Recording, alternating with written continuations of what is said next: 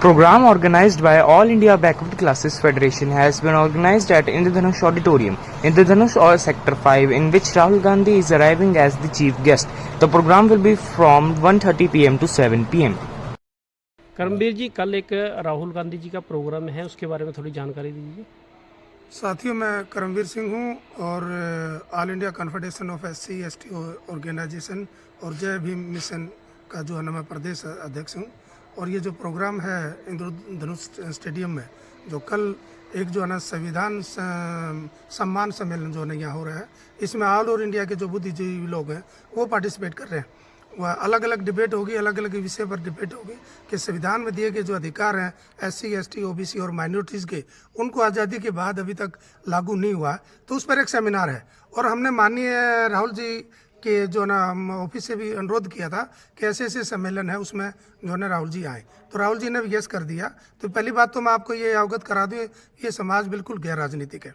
ये सामाजिक संगठनों का, धार्मिक संगठनों का एक प्रोग्राम है। इसमें हाल और हरियाणा, पंजाब और चंडीगढ़ के भी कुछ सामाजिक और धार्मिक संगठन जो न करेंगे। जैसे कि मेरे साथ में मेरा छोटा भाई जो ना सुरेश जी हैं, ये जैसे बैकवर्ड क्लास हैं, तो अलग अलग जो चाहे ईसाई हो चाहे मुस्लिम हो, सभी लोग इसमें पार्टिसिपेट कर रहे हैं। सर एक चीज, अभी जैसे आप संविधान की बात कर रहे हो कि संविधान को सर 1950 से लागू है, तो अभी के डिबेट के क्या लग रहा है सर? अभी क्यों संविधान बाबा साहब डॉक्टर भीमराव अंबेडकर जी ने कहा था कि कोई भी, जब संविधान देते हुए मैं कहा था जवाहरलाल नेहरू जी को कि संविधान कितना भी अच्छा हो, अगर उसको लागू करने वाले लोग अच्छे नहीं होंगे तो वो अच्छा नहीं कहलाएगा। अगर संविधान खराब भी है, अगर लागू करने वाले अच्छे लोग होंगे तो वो संविधान अच्छा कहलाया जा सकता है। आज़ादी के बाद जो राइट्स थे इस देश के अंदर, खासकर दलित, पिछड़े और माइनॉरिटीज लोगों को, अभी तक मैं कहता हूं, क्योंकि मैं मिनिस्ट्री में काम किया है, कि अभी तक उसका जो है ना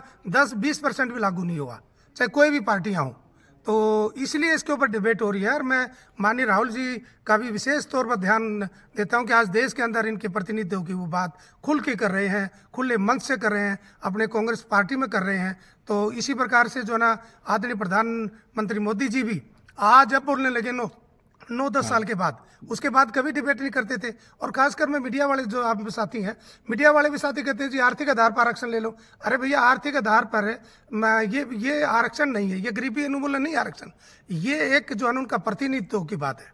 तो प्रतिनिधित्व तो नहीं मिला, किसी भी क्षेत्र में हमें नहीं मिला, चाहे वो जुडिशरी में देख लो, चाहे मीडिया में देख लो, चाहे आप देखोगे देश के जो ना प्रोफेसर हैं, डॉक्टर हैं, इंजीनियर हैं, उसमें भागीदारी लोगों की नहीं। और इवन जो देश का प्लानिंग कमीशन है उसके अनुसार 20% जो है इस देश का बजट इन लोगों के ऊपर लागू होना चाहिए। मैं कहता हूं मिनिस्ट्री में होने के नाते केवल 3-4% भी नहीं खर्च होता। आरक्षण की बात करो सर, आरक्षण तो जब बना था उस टाइम सिर्फ 10 साल के लिए लागू किया था, उसके बाद बढ़ोतरी होती जा रही है सर। ये भी मैं आपको इसका भी कंफ्यूजन निकाल दूं, जो 10 साल की बात है, खासकर मीडिया के साथियों, आपके मीडिया के माध्यम से मैं ये बताना चाहता हूँ, वो आरक्षण केवल पॉलिटिक्स में था, ना कि नौकरियों में आरक्षण का मामला था।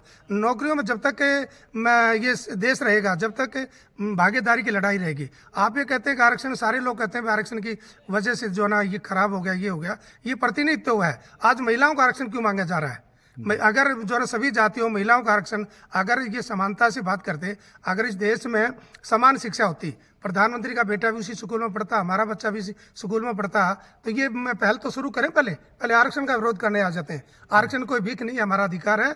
और राहुल गांधी जी, मैं कहता हूं कि जो बहुत बढ़िया डिबेट चला रहे हैं, और कल हम राहुल गांधी जी के सामने अपनी कुछ बातें रखेंगे कि हम उस पार्टी को सपोर्ट करेंगे, उस संगठन को जो सपोर्ट करेंगे जो भारत के संविधान को रक्षा करेगा, संविधान के अनुसार लागू। नहीं, कोई भी आ सकता है, उसके लिए कोई रोक नहीं है। जो संविधान में विश्वास करता है, संविधान को मानता है, वो कोई भी आदमी यहाँ के वो सुन सकता है, और जो है ना मैं अपनी बात भी वो कह सकता है। एक लास्ट क्वेश्चन वो पूछना, आप महिलाओं की बात करें, आरक्षण की बात करते हैं, लेकिन मैं आज एक आपके माध्यम से भी थोड़ा सा जानना चाहूँ, अब वही महिलाएं आज ये कहते हैं कि अम्बेडकर ने हमारे लिए किया क्या है?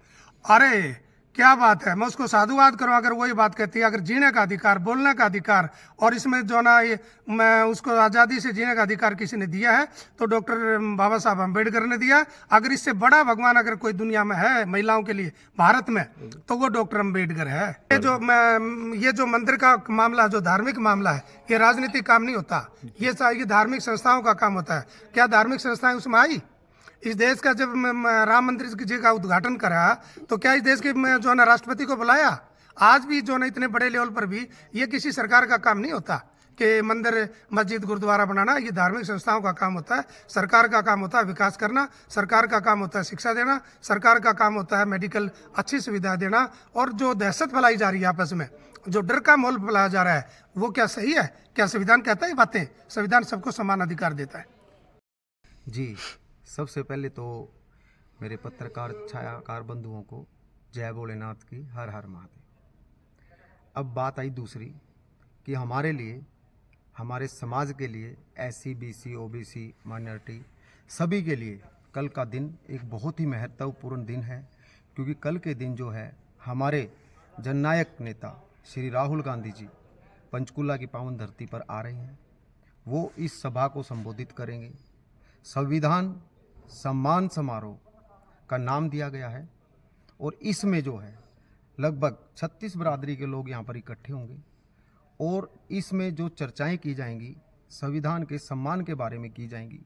कुछ शरारती पार्टियां हम कह सकते हैं, किसी का पर्टिकुलरली हम नाम नहीं लेंगे, जो कि संविधान को ख़त्म करने के लिए तलवार हाथ में लेकर बैठे थे, उनको मुंह तोड़ जवाब देने का काम हमारे नेता श्री राहुल गांधी जी ने किया है। ये ऐसी डिबेटें कई जगह पहले भी हो चुकी हैं और ये पंचकुला में भी होंगी। इससे हमारे जो लोग हैं, हमारे जो भाई हैं, हमारे जो मजदूर साथी हैं, उनको अपनी ताकत का पता लगता है। संविधान के बारे में गरीब लोगों को खासकर जागरूक करना बहुत ज़रूरी है।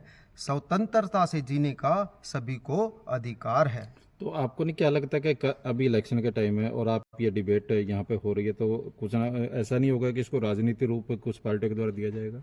सर, सबसे पहले मैं आपको बता दूं, जैसा कि हमारे बड़े भाई साहब जी ने बताया कि ये कोई राजनीतिक प्रोग्राम नहीं है।